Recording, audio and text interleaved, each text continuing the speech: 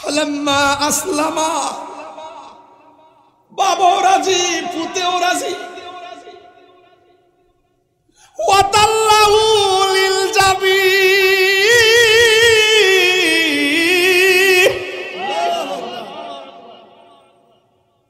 বাপেও রাজি, পুতেও রাজি।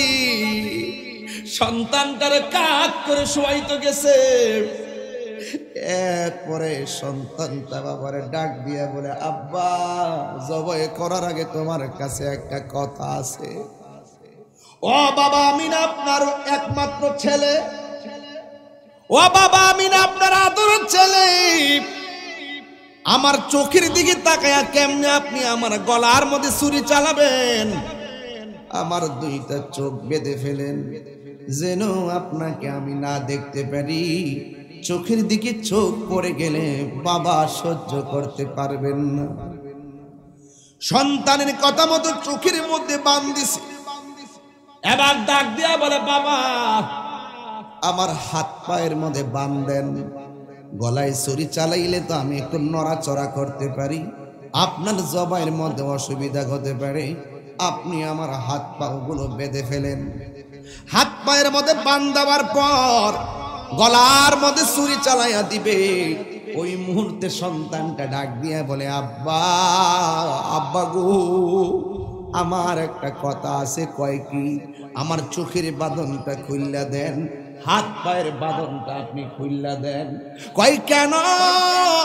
ও বাবা, যদি আমার বান্দা জবাই করুন, কিয়ামত পর্যন্ত মানুষ বলবে ইব্রাহিম তার সন্তানকে জোর কইরা বান্দা জবাই করছে।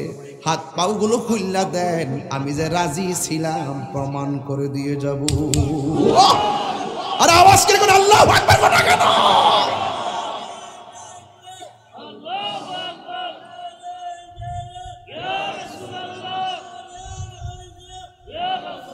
তোমার আমার ভালোবাসা জানে হে সর্বজনে। তোমার আমার ভালোবাসা জানে হে সর্বজনে। অন্ধের চোখের মনি তুমি, সাতরা হাজার দন রে।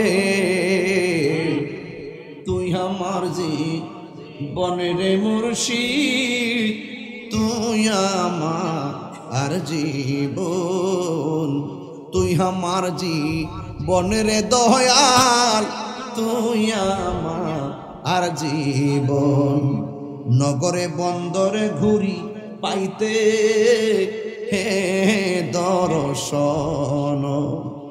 নগরে বন্দরে ঘুরি পাইতে হে দর্শন। এই তাহিরি সদাই ভাসে নয়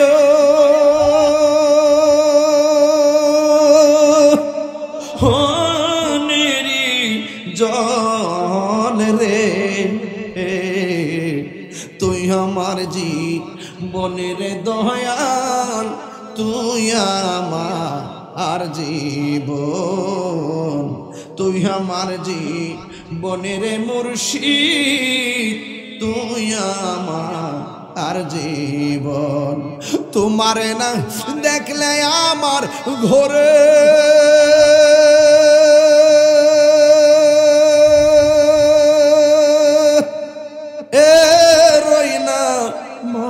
মনে রে।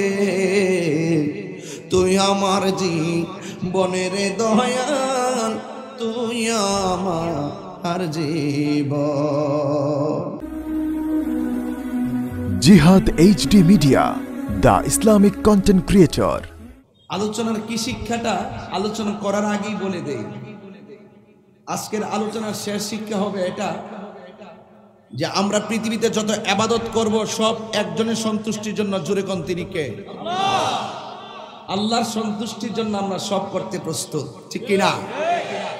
এরই একটি অবতারণা আপনাদের সামনে আমি উপস্থাপন করব। বাড়িতে দেখেছি আকাশ অনেক খারাপ, এখনো আকাশে কোনো তারকা দেখা যায় না।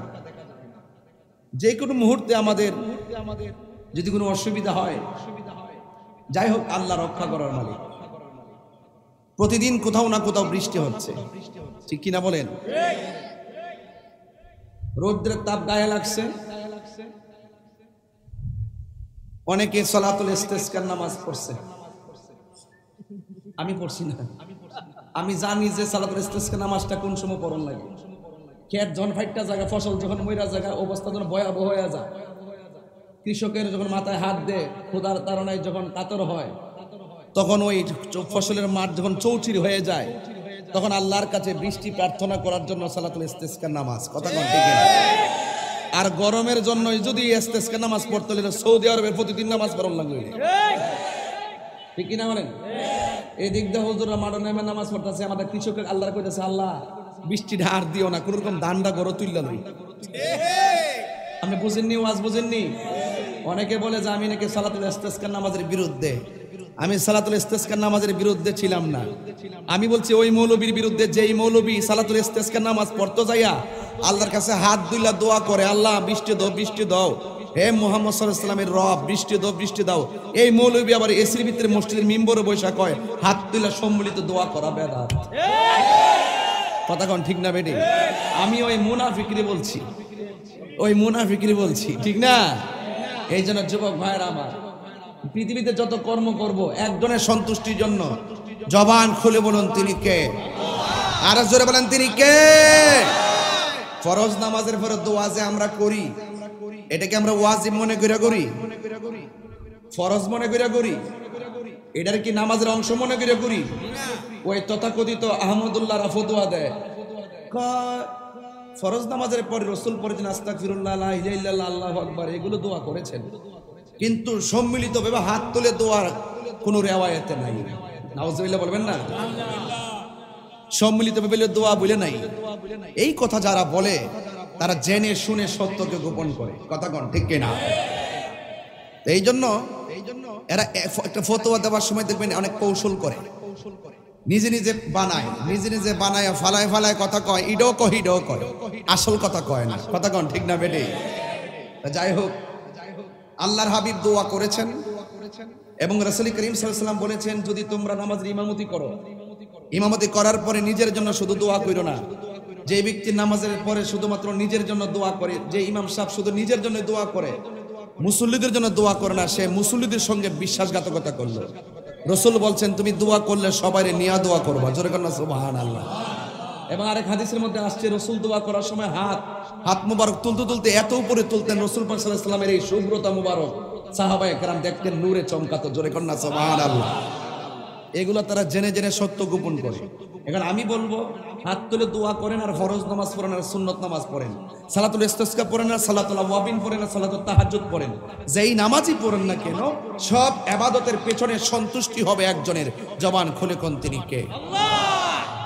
এই দৃষ্টিভঙ্গি নিয়ে আমার আলোচনা শুনতে হবে। মনে বুঝতে পেরেছেন? আপনারা জানেন, এই পৃথিবীতে যদি কেউ আল্লাহর খুব কাছের হতে চায়, তাহলে মনে রাখবেন তাকে পরীক্ষা দিতে হবে। কি দিতে হবে? পরীক্ষা দিতে হবে। আল্লাহ পাক যাকে বেশি পছন্দ করেন তাকে বেশি পরীক্ষা দেয়। ওই পরীক্ষায় যারা ধৈর্য ধারণ করতে পারে, আল্লাহ রাব্বুল আলামিন তাদেরকে জান্নাতের শুভ সংবাদ দেয়। জোরে কর না সুবহানাল্লাহ। এই জন্য সেই পরীক্ষার ভিতর থেকে একজন পয়গাম্বর, যার উপাধি হলো খলিলুল্লাহ, যার উপাধি কি? খলিলুল্লাহ। আর আমার নবীর উপাধি হলো হাবিবুল্লাহ। খলিলুল্লাহ আর হাবিবুল্লাহ এক জিনিস না। হাবিবুল্লাহ হয়েছেন তিনি কোনো পরীক্ষা দিতে হন নাই। আল্লাহ রাজি খুশি আর মহব্বতে আমার নবীকে হাবিব বানিয়েছেন। যখন আল্লাহ পাক নবীকে হাবিব বানিয়েছেন, তখন পৃথিবীর কোনো কিছুই ছিল। নবী দুনিয়াতে আসার আগে নবী ছিলেন, রুহানি জগতে নবী ছিলেন, মা মেনার মাস থেকে দুনিয়াতে এসেছেন, তখনও নবী হয়ে এসেছেন। আসমানি কিতাব পেয়েছেন, নবুয়ত প্রকাশ হয়েছে, তখনও তিনি নবী, এখনো তিনি নবী। এক সেকেন্ডের জন্য সৃষ্টির শুরু থেকে কিয়ামত পর্যন্ত আমার নবীকে এক সেকেন্ডের জন্য অস্বীকার করার কোনো সুযোগ নাই। ভাইরা আমার, আসুন একটু সামনে যাই। নবীদের মধ্যে একজন নবীকে আল্লাহ পাক 10টা পরীক্ষা করেছেন। জোরে বলেন কয়টা? 10টা পরীক্ষা করেছেন। ওই নবী ওই পয়গম্বর 10টা পরীক্ষায় তিনি উত্তীর্ণ হয়েছেন। এরপরে আল্লাহ রাব্বুল আলামিন ওই নবীকে কি করেছেন? খলিল বলেছেন। খলিল, সেই নবী হলো ইব্রাহিম খলিলুল্লাহ। এনাকে সব পরীক্ষা করেছেন, শেষ পর্যন্ত ওনার করে সন্তানও ছিল না। তিনি আল্লাহ রাব্বুল আলামিনকে, আমি কোরআনের আয়াতটুকু কোট করে নিয়ে এসেছি, আল্লাহ রাব্বুল আলামিনের কাছে তিনি বললেন, ইব্রাহিম সাল্লাম বললেন, রব্বি হাবলি মিনাস সালিহিন, হে আল্লাহ আপনি আমাকে একটি সৎ ছেলে সন্তান দান করুন। জোরে বলেন সুবহানাল্লাহ। আরো বড় করে বলুন না সুবহানাল্লাহ। তাইলে বলেন, সন্তান প্রয়োজন হলে চাইবো কার কাছে? আরো যারা চাইবো কার কাছে? অন্য কারোর কাছে চাওয়া যাবে? একমাত্র একজনের কাছে চাইবো, তিনি কে? সন্তান দেওয়ার মালিক কে? আমরা ওলি আল্লাহর কাছে সন্তান চাই না, আমরা কখনো কখনো আল্লাহর ওলিদের উসিলা ধরে মূলত আল্লাহর কাছেই চাই। কথা কোন ঠিক কিনা? আমরা করি মাজার জিয়ারত, আর কিছু কিছু মৌলবী আছে আমাদের ঘাড়ের উপর আইনা ফালাইয়া কয় আমরা বলে মাজার পূজা করি। আমরা বলি আল্লাহর শান গাই, নবীর শান গাই, আল্লাহর শান গাই, ওরা আমাদের ঘাড়ের উপরে ফালাই দিয়া কয় আমরা বলে গান গাই। এগুলা যুগে যুগেই ছিল। আমরা ফরজ নামাজের পরে এমনিতে আল্লাহর কাছে দোয়া করি, রসুল করছেন করি, এটার ফরজও মনে করি না, ওয়াজিবও মনে করি না, নামাজের অংশ মনে করি না। ওরা উল্টায় আইন না কয় আমরা এটাকে নামাজের অংশ মনে করি। যারা অংশ মনে করে এটা বেদাত। আমরা কি অংশ মনে করি? এরপর আসেন, আল্লাহর কাছে যখন দোয়া করলেন, আল্লাহ পাক কি করলেন দেখেন, ফাবাশশারনাহু বিগুলামিন হালিম।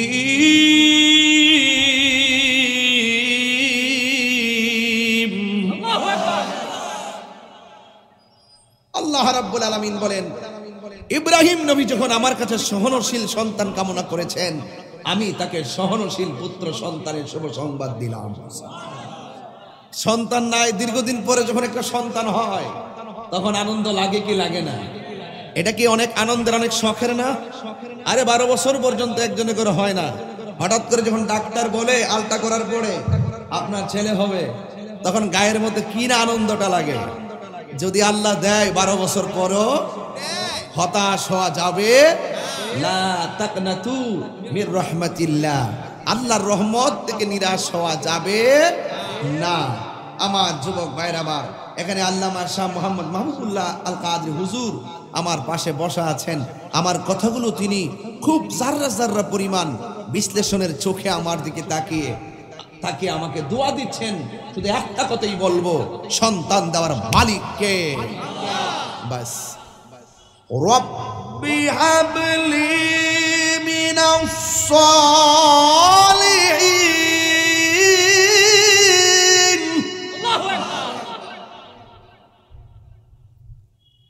চাইছে আল্লাহর কাছে সন্তান, আল্লাহ কয় যা দিলাম। সুবহানাল্লাহ।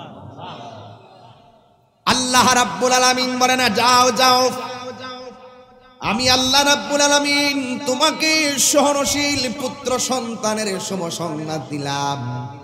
আল্লাহ রাব্বুল আলামিন ইব্রাহিম আলাইহিস সালামকে হাজরা আলাইহিস সালাম, ইব্রাহিম আলাইহিস সালাম, হাজরা আলাইহিস সালামের ঘরে আল্লাহ রাব্বুল আলামিন ফুটফুটে একটা সন্তান দান করে দিয়েছেন। জোরে জোরে কি সুবহানাল্লাহ বলা যাবে না? আমি ডানে বামে যাব না, আমি ডাইরেক্ট আলোচনায় ঢুকে গেলাম। যারা একটু জ্ঞানী মানুষ খেয়াল করবেন, কথাগুলো বোঝার চেষ্টা করবেন। পরীক্ষার উপরে পরীক্ষা।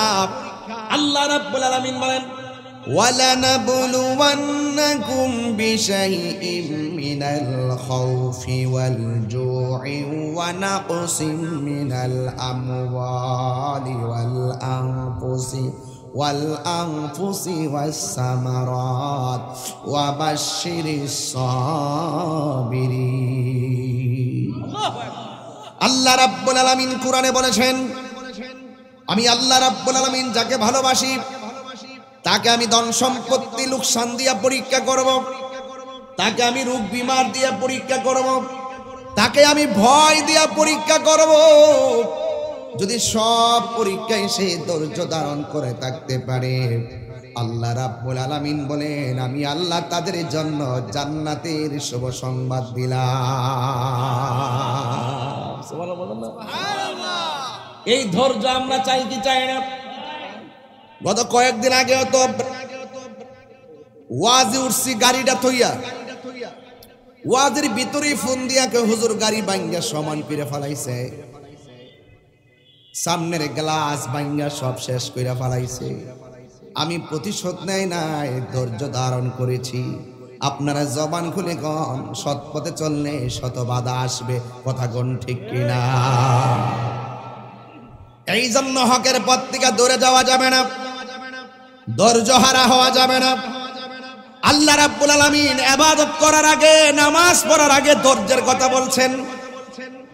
ইয়া আইয়ুহাল্লাযীনা আমানুস্তাঈনু বিস-সাবরি ওয়াস-সালাহ।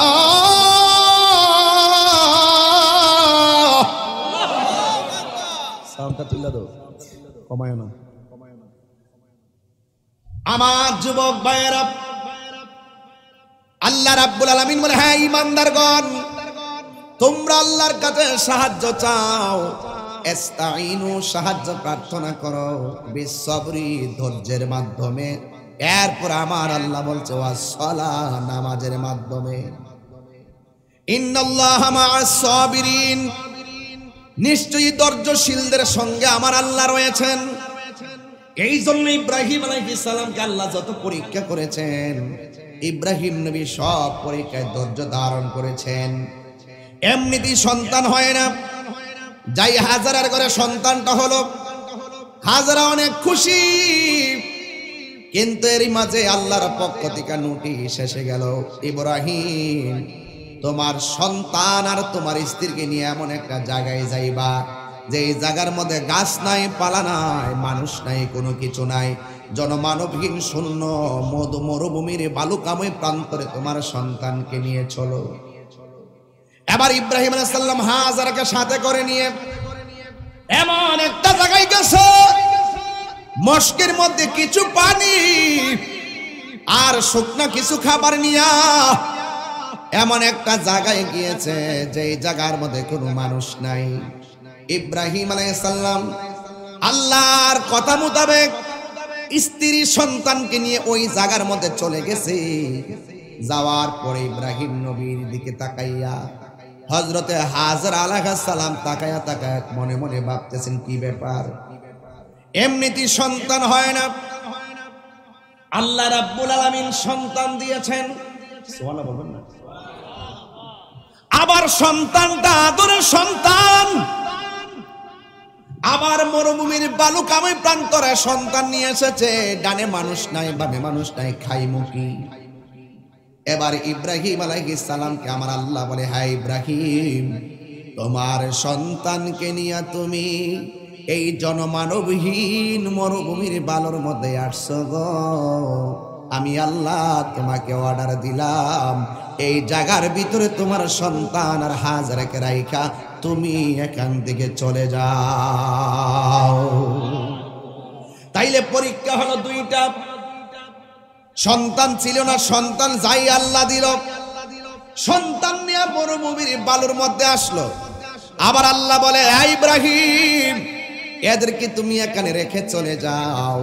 যেই মাত্র ইব্রাহিম আলাইহিস সালাম হাজরাকে ডাক দিয়া বলে এ হাজরা, তুমি তোমার সন্তান নিয়ে এই জায়গার ভিতরে থাকো। আল্লাহু আকবার কোন না কেন? আপনি কি মনে করেন গাড়ি নাই, বাড়ি নাই, গাছ নাই, পালা নাই, পানি নাই, খাওয়ান নাই, একটা মহিলা, একটা মাত্র সন্তান, এও দীর্ঘদিনের প্রতীক্ষার সন্তান বালুর মধ্যে রেখে চলে গেলে তারা যাবে কোথায়? এবার হাজরা স্বামীর দিকে তাকায়া চোখটাকে অপলক দৃষ্টিতে তাকায়া ডাক দিয়া বলে এ স্বামী ইব্রাহিম আলাইহিস সালাম, আপনি যে আমাকে এখানে এনেছেন, আমিও এসেছি আপনার সাথে, কিন্তু আপনি যে চলে যাইতেছেন, আপনি কি আপনার ইচ্ছায় আমাদেরকে রেখে যাচ্ছেন নাকি আল্লাহর ইচ্ছায়? ইব্রাহিম আলাইহিস সালাম বলে, হাজেরা, সন্তান যিনি দিয়েছে তিনি ঘরের বাহিরে করেছে। এই মরুভূমির মাঝে তোমাকে এবং আমার সন্তানকে রেখে যাওয়ার সিদ্ধান্ত আমার না, এটা আমার আল্লাহ রাব্বুল আলামিনের অর্ডার। আরে হাত দিলে কোন আল্লাহু আকবার কোন না কেন?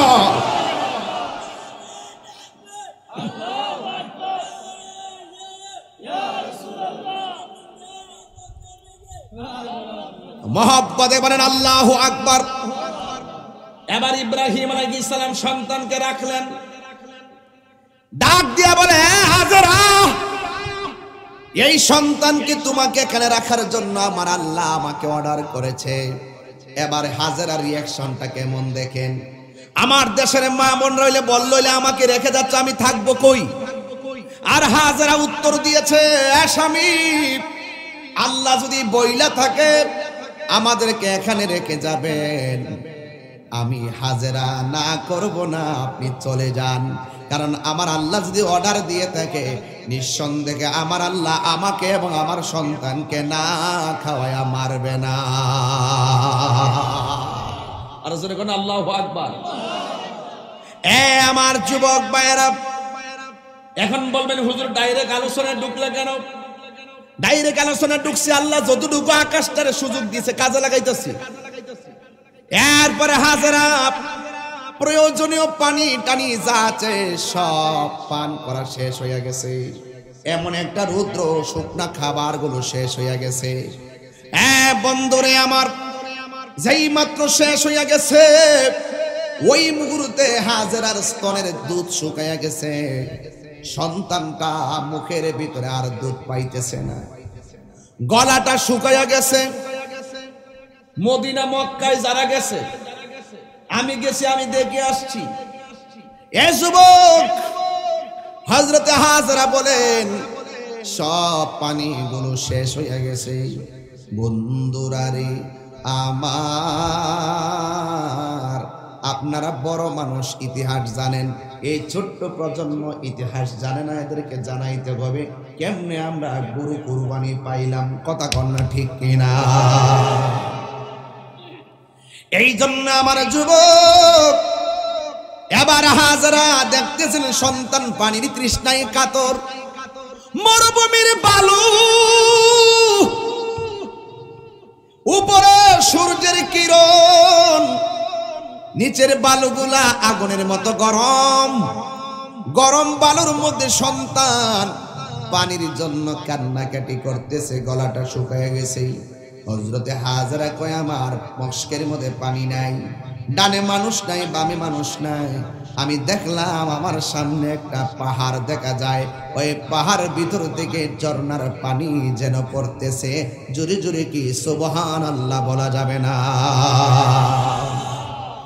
ওই পাহাড়ের নাম হলো সাফা। পাহাড়ের নাম কি? ওই সাফা পাহাড়ে যাইয়া দেখে আসলে ঝর্ণার পানি পড়ে না, ওই পাহাড়ের মধ্যে বালু কণাগুলো ঝর্ণার মতো চিকচিক করে। আল্লাহু আকবার কোন কেন? এখন দেখবেন মারোয়া পাহাড়ে চিকচিক করে, মনে হয় পানির চিহ্নের মতো। এবার হাজেরা দৌড়াইয়া সন্তানটারে বালুর মধ্যে ফলাইয়া দৌড়াইয়া সাফা পাহাড়ে গেছে। যায়া দেখে কোনো পানি নাই। এবার একটু দূরে তাকায় দেখে মারোয়া পাহাড়টা দেখা যায়। মারোয়া পাহাড়ে দূর দিয়া দেখে বালুগুলা চিকচিক চিকচিক করে, আসলে ঝর্ণার পানি না। আল্লাহ রাব্বুল আলামিন কোরআনে বলেছেন, ইন্নাস সাফা ওয়াল মারওয়াতা মিন শাআইরিল্লাহ।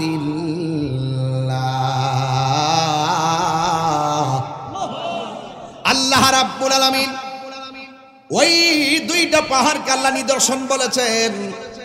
আল্লাহ যত কুদরতি নিদর্শন আছে, এর মধ্যে একটা নিদর্শন হলো সাফা, আর একটা নিদর্শন হলো মারওয়া। হাজরা সাফা পাহাড়ে পানি মনে করে দূরাই গেছে, যাইয়া দেখে বালুগুলো চিকচিক করে, আসলে পানি না। মারওয়া পাহাড়ে দৌড়াইয়া গেছে, বালুগুলা চিকচিক করে, আসলে পানি না। একবারে গেছে, আরেকবার আসছে, আরেকবার গেছে, আরেকবার আসছে, আরেকবার গেছে, আরেকবার আসছে। লাস্টে মারোয়া পাহাড়ে যাইয়া ও বন্ধুরে যারা হাত তুললা দোয়া পাই না, শুধু উম্মতে মুহাম্মদের সময় না, ইব্রাহিম আলাইহিস সালামের আমলও হাত তুলে দোয়া ছিল।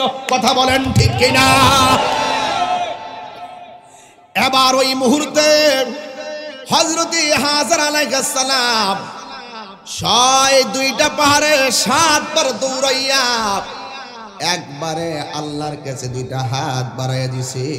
এমন ভাবে হাত তুলতে তুলতে হাতটা মাথার উপরে উঠাইয়া ডাক দিয়া বলে আল্লাহ।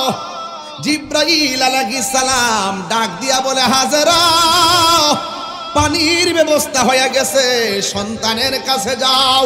আল্লাহু আকবার কোন কেন দৌ আল্লাহু আকবার, আল্লাহু আকবার।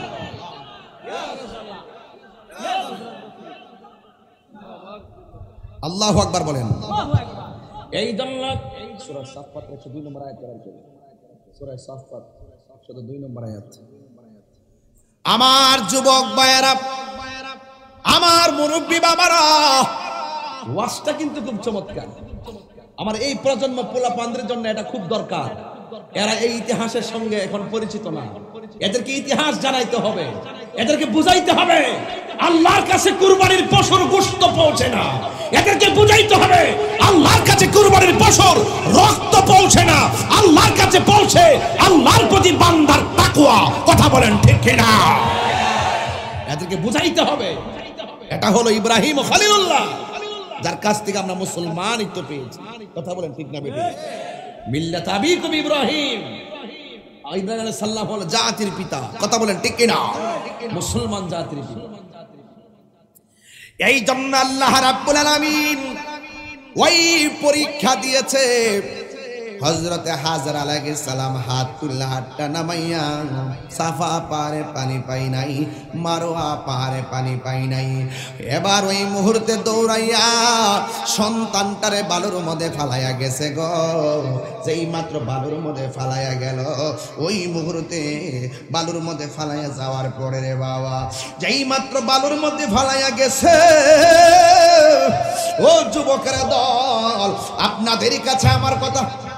অনেক লম্বা বিষয় দিয়ে কে দিছে এটা? যে বিষয় দিয়েছে না, এটা অনেক লম্বা বিষয় রে। এটা ঠেললে খোলাইতে পারতেছি না। না না, এটা আকাশটা, এটা কেমন? আকাশটা কেমন? মানে ভালো আসেনি, ভালো আসেনি, ভালো আসেনি। হ্যাঁ, আমার তো ডর করতেছে, আমি দেখি না আকাশটা, ছাদ দালাইছে তো আমি দেখতেছি না। এটা যাক, বৃষ্টি দেওয়ার মালিক কেডা? আর যদি বাবা বৃষ্টি আই ফুরে, এই স্কুলের মাঠে খার হয়ে আছে কি শুরু করে দিব। কথা কোন ঠিক না বেঠে? চলবো কি চলবো না কোন? খবর আছে ইনশাল্লাহ। জিকির হবে একজনের, জবান খুললে কোন তিনি কে? বাস একমাত্র জিকির করব, নামাজ পড়ব, রোজা করব, হজ করব, যাকাত দিব, ইবাদত করব, মহব্বত রাখবো একজনের সুপারিশ, একজনের সন্তুষ্টির জন্য। জবান খুলে বলুন তিনি কে? আরো বড় করে বলি তিনি কে? লা ইলাহা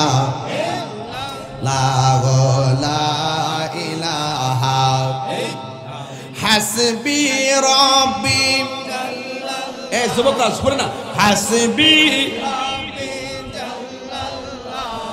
আমা ফি কলবি গায়রুল্লাহ নূর মুহাম্মদ লা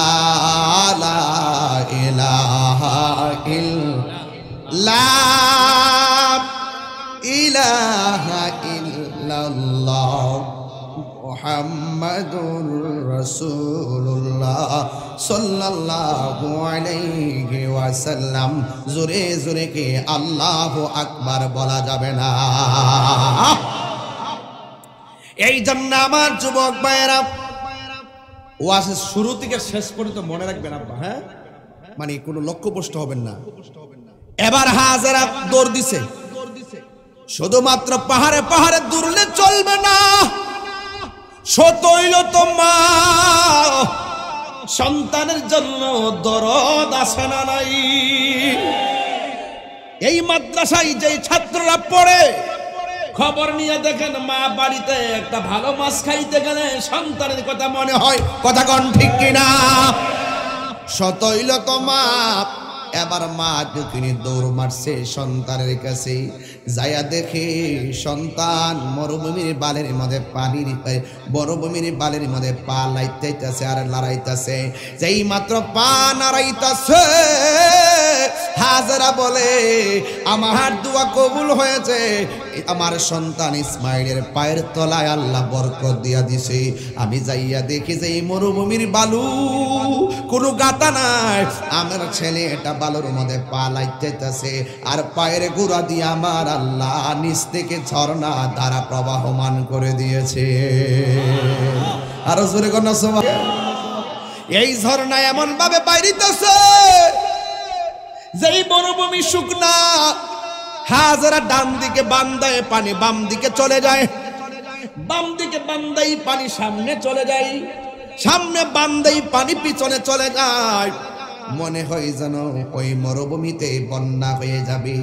শেষ পর্যন্ত হাজেরা ওই পানিরে বলছে থাম থাম, বলতে দেরি পানিটা থেমে গেছে।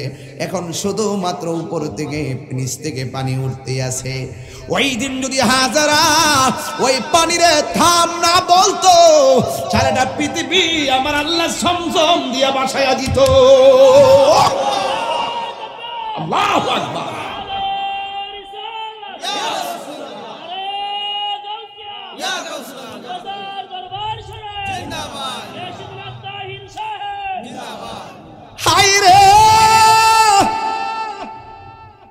ও যুবক তুমি জাননি জাননি জাননি রে 12 বছরের পোলা, শোনো পৃথিবীর সব পানি দাঁড়ায়া পান করা হারাম।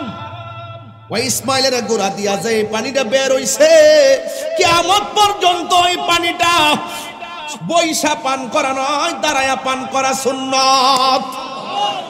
কথা কোন ঠিক কিনা? সব পানি দাঁড়ায়া পান করা হারাম, আর ওই পানিটা দাঁড়ায়া পান করা হলো সুন্নাত।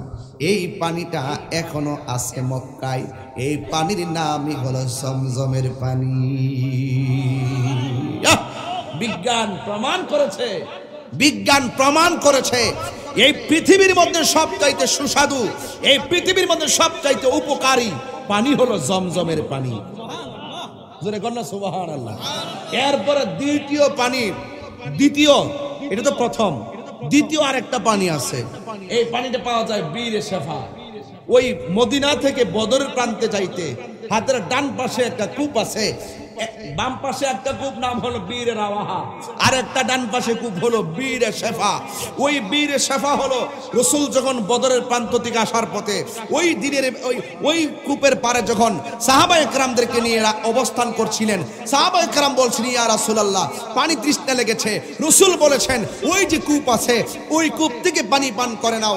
এবার সাহাবীরা কূপ থেকে পানি মুখে দিয়েছে, দেওয়ার পরে কই লবণাক্ত লাগে। ইয়া রাসূলুল্লাহ এই পানিটা সুস্বাদু লাগে না। রাসূল ওই কূপের মধ্যে থুতু মুবারক দিয়েছেন। থুতু মুবারক দেওয়ার পরে আল্লাহর হাবিব বললেন সাহাবীরা এখন তোমরা পানি পান করো। সাহাবীরা বলি ইয়া রাসূলুল্লাহ আপনার থুতু মুবারক পড়ার পরে এই পানিটা সুমিষ্ট হয়ে গেছে। এই পানিটার নাম হলো বীর শেফার পানি। আমি নিজে যাইয়া ওই কূপ থেকে পানি বোতলে ঢুকাইয়া ওই বড় বড় সাদা ক্যান্টিনে ঢুকাইয়া বুদ্ধি করে বাইতে এসি। অনেকে তো স্বর্ণ মুদ্রা লয়ে, আমি বুদ্ধি করে পানি দিয়ে লয়ে এসি বাজান। এই পানি আমার গলার মধ্যে দিছি, আল্লাহর রহমতে গলায় বরকত পাইতেছি। এই পানি পান করেছি, আল্লাহর রহমতে একটা জালুয়া যেন পাইতেছি। এই পানির ভিতরে রহমতের বরকত আছে না নাই বলেন? আল্লাহর হাবিবের থুতু মুবারক পড়ার পরে ওই এক রিওয়ায়াতে পেয়েছি রাসূল এখানে বসবেন, বসলে সাহাবীরা পানি পান করবে। অনেক কাফেররা নাকি এটার ভিতরে আগেই নাকি বিষ মিশাই রাখছিল, সাহাবারা যেন এই পানি পান করে যেন মারা যায়। কিন্তু সাহাবারা তো জানে না আমার রাসূল সবকিছুর আরোগ্য করে। কথা কোন ঠিক না বেটি? আমার রাসূলের থুতু মুবারক লেগেছে, থুতু মুবারক পড়েছে, ওই পানি সুস্বাদু হয়ে গেছে। যেই নবীর থুতু মুবারক আমাদের মতো নয়, সেই নবী কি আমাদের মতো হতে পারে? আর যারা আমাদের মতো হতে পারে? কষ্ট হচ্ছে। প্রেমের আগুন জ্বলে দ্বিগুণ রে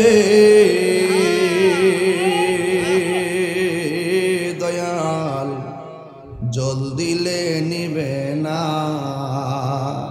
ওরে আব্দুল হামিদ শাহ লাইগা তাহিরি হইছে রে দেওয়ানা, প্রেম করিয়া প্রেমিক মরে রে দয়াল, প্রেম তো মরে না। প্রেম হাসায় প্রেম কাদায় রে উজানচরবাসী, এই কি প্রেমের গ্রামের নামটা লইছে আর কি, তাতে সবাই বুঝালা ঠিক না, দিয়া দিছি তুইলা দিছি। প্রেমের আগুন জলে দ্বিগুণ রে উজানচরবাসী, এই কি প্রেমের পাওনা। ওরে মুর্শিদ মুর্শিদ কইরা তাহিরি, হইছে রে দেওয়ানা, প্রেম করিয়া প্রেমিক মরে রে দয়াল, প্রেম তো মরে না। এখন ইব্রাহিম নবীর আত্মত্যাগ আছে না নাই? এখন ইব্রাহিমের পরীক্ষা আছে না নাই? হাইরে কি বুঝাইতাম, শুধু ওয়াজ মুখস্থ জানলে চলবে না, এটা মূলত ঘটনা নয়, এটা হলো চেতনার নাম। কথা কোন ঠিক কিনা? আপনি পারবেননি আপনার ফুলারে গলার মধ্যে ছুরি চালাইতেন, আইতাছে বুঝা যান আল্লাহর হুকুম কেমনে তামিল করছে আম্বিয়া একরাম। কথা কোন ঠিক কিনা? এবার হাজারা বলেন, আমি যাইয়া দেখি পানি, এত সুন্দর পানি, আপনার জবান কোলে কোন এখনো সেই পানি আছে না নাই? আর জোরে জোরে কো আছে না নাই? বন্ধুরা রে আমার, ও আমার উজানচরের বাবা, ও আমার বাঞ্চনামপুর হুমনার বাবাজিরা গো, ও আমার যুবক ভাইরা, ও পর্দানসিনী মা বোনেরা, এবার আল্লাহ রাব্বুল আলামিন এত সুন্দর নিয়ামত দিতাছে, মা সন্তানটারে পানি দেখলেন, দিনের বেলা পানি দেইকা রাতের বেলা ঘুমাইছে। মা আমেনা ওর মা হাজারা বলে, হযরতে হাজারা বলে, আমি কোনদিন পাখির আওয়াজ শুনি নাই, সেই দিন দিনের বেলা পানি পাইলাম, রাতের বেলা পাখিদের গুনগুন আওয়াজ পেলাম। পাখি এসে গেছে যেখানে মানুষটা, পানি না থাকলে কি পাখি থাকবে? গাছ না থাকলে কি পাখি থাকবে? খাবার না থাকলে কি পাখি থাকবে? এই জন্য আমার যুবক ভাইরা, একটা বিড়ালও কোনো বাড়িতে মানুষ না থাকলে বাস করে না। বিড়াল জানে মানুষ আছে, মাছের কাঁটা আছে, পাখিও জানে মানুষ আছে, খাবার আছে। কথা কোন ঠিক কিনা? এমন ভাবে পাখির আওয়াজ, আস্তে আস্তে পানি মরুভূমিতে উঠেছে, অনেক দূর থেকে মানুষ পানি সংগ্রহ করতে এসেছে, এইভাবে সন্তানটারে বড় করতেছে। যখন ছেলেটা আস্তে আস্তে বড় হইতেছে, আদরের সন্তান একটু হাঁটা চলা করতে পারি, ওই মুহূর্তে ইব্রাহিম নবী স্বপ্নে দেখলেন, আল্লাহ ডাক দিয়া কি, ইব্রাহিম তোমার পছন্দের একটা জিনিস আমি আল্লাহর নামে কুরবানি করো। ইব্রাহিম আলাইহিস সালাম দুম্বা কুরবানি করলেন, আল্লাহ বলে পছন্দ হয় নাই। হযরত ইব্রাহিম আলাইহিস সালাম উট কুরবানি করলেন, আল্লাহ বলে পছন্দ হয় নাই। বকরি কুরবানি করলেন, আল্লাহ বলে এর চাইতে ভালো জিনিসটা কুরবানি করো। ইব্রাহিম নবী মনে মনে কয়, আমি যদিও সন্তান রাইখে আসছি মরুভূমিতে, আমার সবচাইতে প্রিয় হলো আমার সন্তান। আল্লাহ রাব্বুল আলামিনকে রাজি করার জন্য সবচাইতে প্রিয় মানুষটারে কুরবানি করার জন্য তিনি আবার স্ত্রীর কাছে ফিরে এসেছেন। চিৎকার মেরে কি আল্লাহু আকবার বলা যাবে না?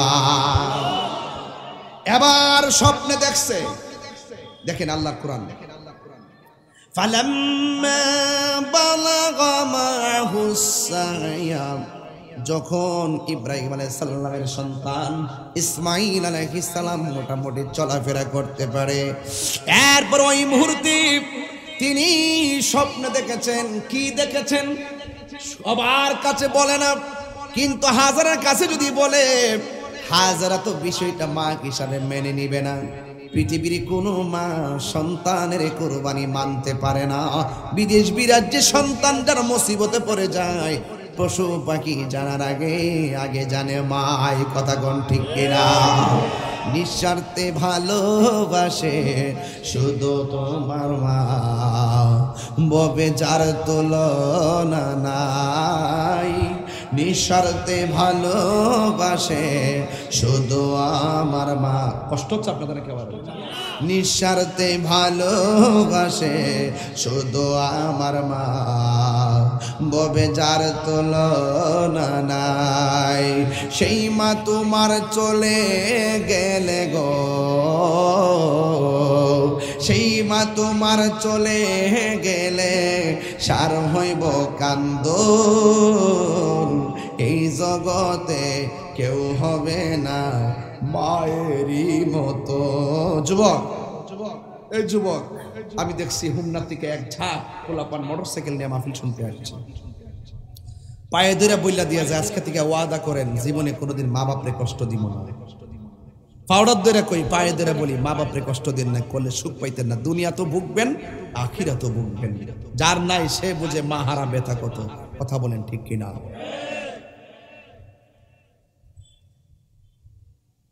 জান্নাতের চাবি আমার মা, মা গো জান্নাতের চাবি আমার মা। মা যারা বেঁচে নাই তার মতো দুঃখী নাই, মা যারা বেঁচে নাই তার মতো দুঃখী নাই।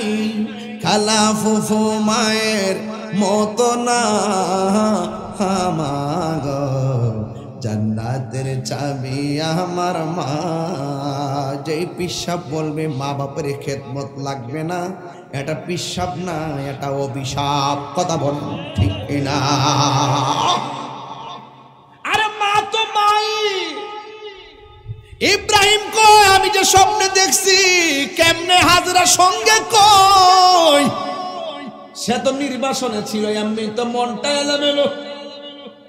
এরপরে মনে মনে কয় আমি আমার পোলাটারই কইমু।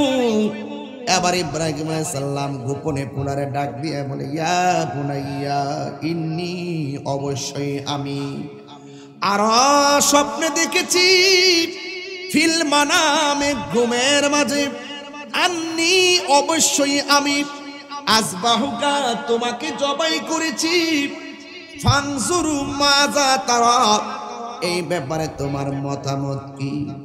যেমন বাবা তেমন সন্তান।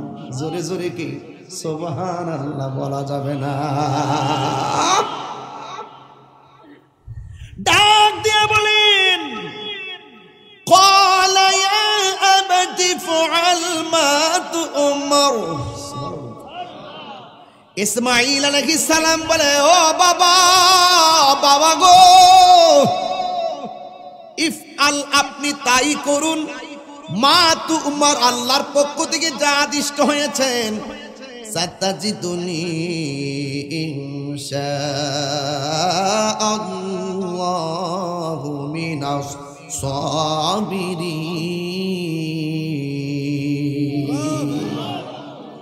আপনি যা স্বপ্নে দেখেছেন আপনি তাই করুন, আমি রাজি আছি। সুবহানাল্লাহ কোনা গেলে গে, আপনি যদি স্বপ্নে দেখে থাকেন আমার জবাই করছেন, আমি রাজি আছি। সুবহানাল্লাহ কোনা গেলে গে, এটা সাধারণ কোনো কথা না। এবার ওই সন্তানটারে নিয়ে যাবে, ওই মুহূর্তে হাজেরাকে কি বলবে? হাজেরাকে বললেন, হাজেরা তুমি তোমার সন্তানটারে সুন্দর করে সাজাইয়া দাও, আজকে একটা গুরুত্বপূর্ণ জায়গায় আমরা দাওয়াত খেতে যাব। হাজেরা হাজেরা আলাইহিস সালাম খুব সুন্দর করে সন্তানটারে গোসল করাইছে, আতর টাতর দিয়া সুন্দর করে সাজাইয়া দিয়া পাঠাইছে। এবার সন্তানটা নিয়ে রওনা হয়েছে। যেই মাত্র সন্তানটারে নিয়ে ঘর থেকে বের হয়েছে, ইবলিসে যাইয়া হাজেরার সামনে হাজির হইয়া বলে, হাজেরা সন্তানটারে তুমি কিসের জন্য দিলা? তোমার স্বামী তো সন্তানটারে জবাই করে ফেলাবে। হাজেরা উত্তর দিয়েছে, আমার স্বামী আল্লাহর পয়গাম্বর, তিনি আল্লাহর সন্তুষ্টির বাইরে কাজ করে না। দুরূহ মরদুদ শয়তান দুরূহ বের হয়ে পুরো পাত্তা পাই নাই। ইব্রাহিম আলাইহিস সালামের সন্তান ইসমাঈল আলাইহিস সালামের কাছে মরদুদ শয়তান আয়েশা বলে, ও হে ইসমাইল তুমি কোথায় যাও? তোমার বাবা তো তোমাকে সবাই কইরা ফলাইব, তুমি কোথায় যাইতেছো? কয় কেন? কয় তোমাকে নিতেছে জবাই করত। এবার ইসমাইল আলাইহিস সালাম হাতের মধ্যে কঙ্কর নিয়া কয়েকবার শয়তানরে ডিল মারছে। এখনো হজের মধ্যে গেলে ওই জায়গার মধ্যে হাজিরা শয়তানরে দৌড়াইয়া দৌড়াইয়া পাথর দিয়া ডিল দেয়। কথা কোন ঠিক কিনা?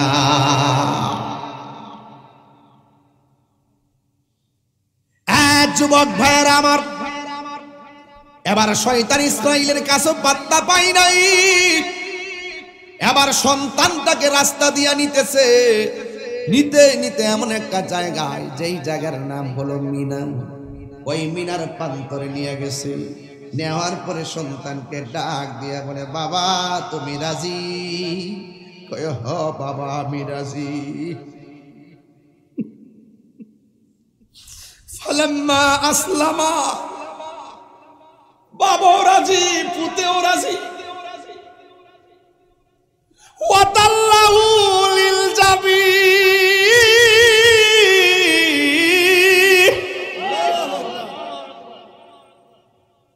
বাপেও রাজি, পুতেও রাজি। সন্তানটারে কাক করে শোয়াইতে গেছে। এরপরে সন্তানটা বাবারে ডাক দিয়া বলে, আব্বা জবাই করার আগে তোমার কাছে একটা কথা আছে। ও বাবা আমি না আপনার একমাত্র ছেলে, ও বাবা আমি না আপনার আদরের ছেলে। আমার চোখের দিকে তাকায়া কেমনে আপনি আমার গলার মধ্যে ছুরি চালাবেন? আমার দুইটা চোখ বেঁধে ফেলেন, যেন আপনাকে আমি না দেখতে পারি। চোখের দিকে চোখ পড়ে গেলে বাবা সহ্য করতে পারবেন না। সন্তানের কথা মতো চোখের মধ্যে বাঁধ দিছে। এবার ডাক দিয়া বলে, বাবা আমার হাত পায়ের মধ্যে বাঁধ দেন, গলায় ছুরি চালাইলে তো আমি একটু নড়াচড়া করতে পারি, আপনার জবাইয়ের মধ্যে অসুবিধা হতে পারে, আপনি আমার হাত পাগুলো বেঁধে ফেলেন। হাত পায়ের মধ্যে বাঁধ দেওয়ার পর গলার মধ্যে ছুরি চালাইয়া দিবে। ওই মুহূর্তে সন্তানটা ডাক দিয়া বলে, আব্বা আব্বা গো আমার একটা কথা আছে। কয় কি? আমার চোখের বাঁধনটা খুইল্লা দেন, হাত পায়ের বাঁধনটা আপনি খুইল্লা দেন। কয় কেন? ও বাবা যদি আমার বান্দা জবাই করুন, কিয়ামত পর্যন্ত মানুষ বলবে ইব্রাহিম তার সন্তানকে জোর কইরা বান্দা জবাই করছে, হাত পাগুলো খুইল্লা দেন, আমি যে রাজি ছিলাম প্রমাণ করে দিয়ে যাব। আর আওয়াজ করে কোন আল্লাহু আকবার বলা কেন?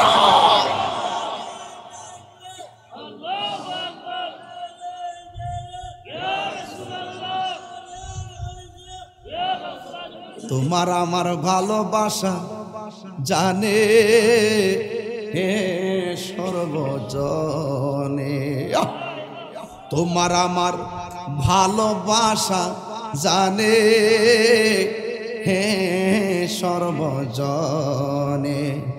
অন্ধের চোখের মনি তুমি সাতরা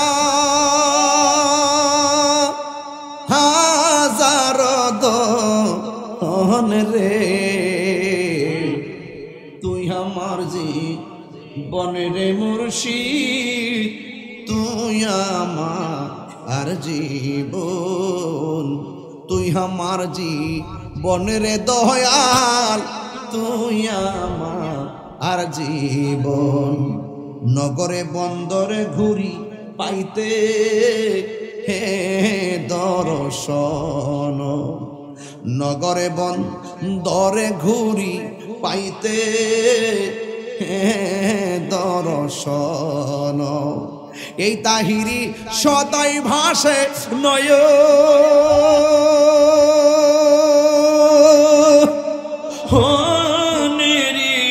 জল রে, তুই আমার জীবনের দয়াল, তুই আমার জীবন, তুই আমার জীবনের মুর্শিদ, তুই আমার জীবন। তোমারে না দেখলে আমার ঘরে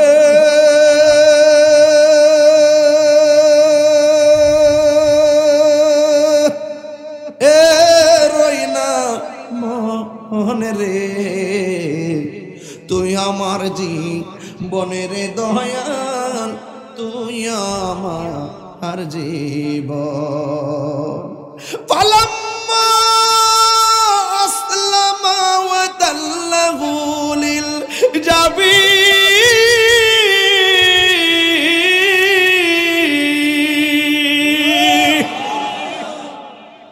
সন্তানটারে কাত করা শুয়াইয়া দিছে, গলার মধ্যে ছুরি চালাই। ও যুবক, জীবনে জিবরাইল আলাইহিস সালাম পৃথিবীতে কয়েকবার দ্রুত গতিতে আসছে, এর মধ্যে একবার হলো ইউসুফ আলাইহিস সালাম রে যখন বাইরা মিল্লা কুয়ার মধ্যে ফালাইয়া দিছিল। আল্লাহ বলে, জিবরাইল কোথায় রে, তাড়াতাড়ি যা, আমার ইউসুফ রে কুয়াত ফালাইয়া দিছে। কূপের পানির মধ্যে পড়বার আগে তোর 70,000 পাখা আছে, একটা পাখারে আমার ইউসুফের জন্য বিছানা বানায়া দে। বুঝেননি? কুয়ার মধ্যে ফালাই দিলে পড়তে কি সময় লাগে? ফেলে দিছে, পড়ার আগেই জিবরাইল এসে তার পাখাটা নিচে বিছায়া দিয়া বাড়ি বানায়া দিছে। কি বুঝলেন? 2 নম্বর হলো ইব্রাহিম আলাইহিস সালাম যখন গলার মধ্যে ছুরিটা চালাইব, ওই মুহূর্তে আমার আল্লাহ ডাক দিয়ে বলে, জিবরাইল রে, ও জিবরাইল, যা যা, গলার মধ্যে ছুরিটা লাগবার আগে জান্নাতে যা। আল্লাহু আকবার কোন না কেন? আল্লাহ ডাক দিয়া কয়, কি কয়?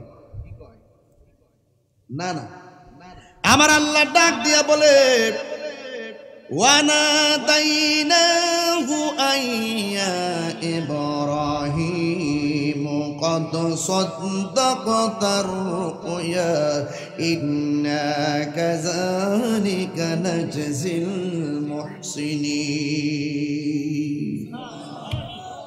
আল্লাহ রাব্বুল আলামিন ডাক দিয়ে কয়, আয় ইব্রাহিম, তোমার স্বপ্ন আমি কবুল করেছি। ও জিবরাইল, তুমি কই? কয়, আমার খলিল ছুরিটা গলায় লাগাইবার আগে জান্নাত থেকে একটা দুম্বা লইয়া হাজির হয়ে যাও। দুম্বা নিয়ে সামনে হাজির হইয়া ডাক দিয়ে কই, ও ইব্রাহিম, আল্লাহু আকবার, আল্লাহু আকবার, লা ইলাহা ইল্লাল্লাহু আল্লাহু আকবার, আল্লাহু আকবার ওয়ালিল্লাহিল হামদ। জিবরাইল কয়, আল্লাহু আকবার, আল্লাহু আকবার, লা ইলাহা ইল্লাল্লাহ। আর নিস্তিকা বলতেছে, লা ইলাহা ইল্লাল্লাহু আল্লাহু আকবার। আর ছুরির নিচ থেকে সন্তান বলতেছে, আল্লাহু আকবার, আল্লাহু আকবার ওয়ালিল্লাহিল হামদ। জোরে জোরে কি সুবহানাল্লাহ বলা যাবে না? ডাক দেওয়ার পরে ডাক দিয়ে, আয় ইব্রাহিম, আপনি স্বপ্ন দেখেছেন, আপনার স্বপ্ন আল্লাহ কবুল করেছেন। ইন্না কাযালিকা নাজজিল মুহসিনিন।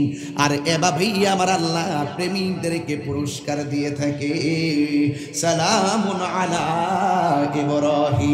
ইব্রাহিম। এবার দুম্বা জবাই হলো, উপর দিকে আওয়াজ আসলো, ইব্রাহিম, আমার হাজরাকে বলেছো দাওয়াত খেতে যাইবা। এবার ইব্রাহিম আলাইহিস সালাম তখন আদিষ্ট হয়েছেন কি জানেননি?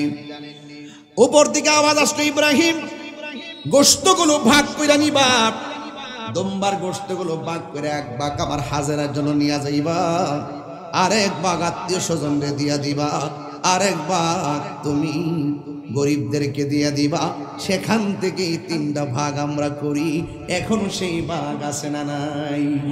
সেই দিন যদি ইব্রাহিম আলাইহিস সালাম কর্তৃক ইসমাইল আলাইহিস সালাম জবাই হতো, তাইলে কিয়ামত পর্যন্ত বাবা কর্তৃক সন্তান বলি হইতো। এই জন্য আল্লাহ বলছেন, ইন্না আ'তাইনাকাল কাউসার ফাসাল্লি লিরাব্বিকা ওয়ানহার। আল্লাহ বলছে, হ্যাঁ বন্ধু, আমি আপনাকে হাউজে কাউসার দান করেছি, আপনি নামাজ পড়ুন এবং কুরবানি করুন। সুবহানাল্লাহ বলবেন না? এই কুরবানি আমার নবীকে প্রশ্ন করা হয়েছে, ইয়া রাসূলুল্লাহ কুরবানি কি? আমার নবী বলছেন, তোমরা আমারে প্রশ্ন করেছো কুরবানি কি? আসলে কুরবানি হলো ইব্রাহিম নবীর সুন্নাত। এই ইব্রাহিম নবীর সুন্নাত যারা আদায় করার জন্য যারা বাজার থেকে মোটা তাজা পশু ক্রয় করবে, ওই পশু ক্রয় করার কারণে